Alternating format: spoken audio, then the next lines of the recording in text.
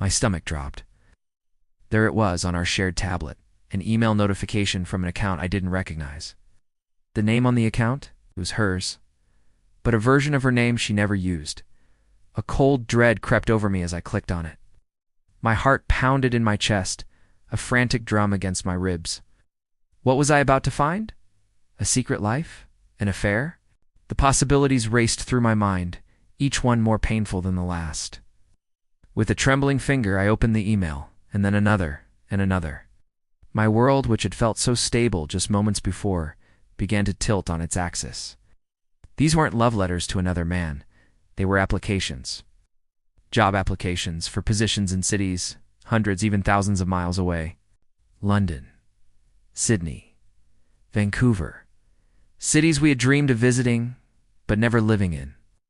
But that wasn't the most shocking part. Attached to each application was a resume, her resume. And on it, under education, was a degree I never knew she had. A master's in architectural history. She'd always told me she'd dropped out of college after her bachelor's to support her family. We had been married for 10 years. 10 years of shared dreams, shared struggles, shared everything, or so I thought. I scrolled further, my breath caught in my throat. I found emails to a professor discussing her thesis. Emails to a student loan company with payment receipts dated every month for the last decade.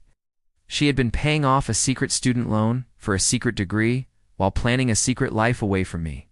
The weight of it all was crushing. It wasn't just a secret. It was an entire hidden identity. Confusion warred with a deep, aching hurt. Why would she hide this? Why the elaborate deception? Was our life together such a prison that she needed to plan an escape in the shadows? I thought about our conversations, our plans for the future. Buying a house, starting a family. Were they all just a part of her performance? A way to keep me from looking too closely? That night, when she came home, I couldn't look at her. The woman I had loved and trusted felt like a stranger. The silence in our home was deafening, filled with all the words she had never said. Finally, I just put the tablet on the table between us, opened to the emails. Her face went pale. The color drained away, leaving a mask of shock and fear. "I can explain," she whispered, her voice barely audible. And so began the longest night of our lives. She told me about the pressure from her family to pursue a more practical career, about her fear that I would see her passion for history as a financial burden, a frivolous dream. She had started the master's program in secret before we were even serious, and the lie just grew, spiraling out of control until it was too big to confess. The job applications, she said, were a fantasy. A way to imagine a life where she hadn't lied, where she was the person she wanted to be. Hearing her story, my anger started to fade, replaced by a profound sadness. Sadness for her, for the years she spent carrying this burden alone.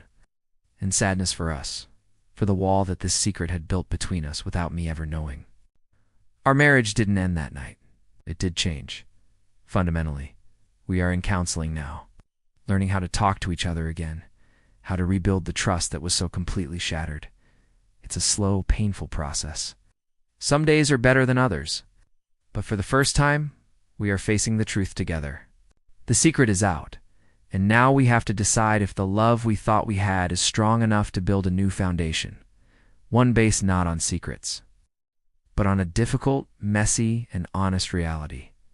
Thanks for listening. If you've ever dealt with something like this, I hope our story helps you feel a little less alone.